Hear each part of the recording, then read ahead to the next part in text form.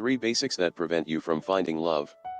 Love is the motor of life, however in many occasions, it is very difficult to find it, so we only have to sing like Juan Gabriel with his success I was not born to love.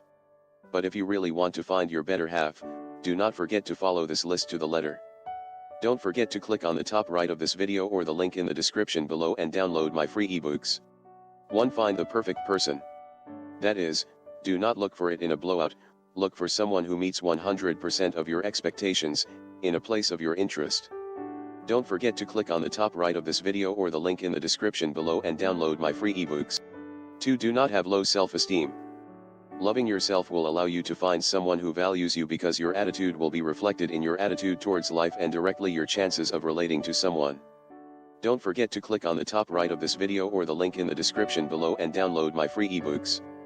3. Do not idealize anyone. All people are different, do not let a pattern determine your relationships. Remember that memory is able to distort not only our perception but our memories, and do not cling to the past. Please let us know your opinions in the comments section below. Source: http://mx.imdmujer.com. To learn more about 3 basics that prevent you from finding love, please subscribe to this channel, share this video with others, like it, and download the book free by clicking the link in the description below.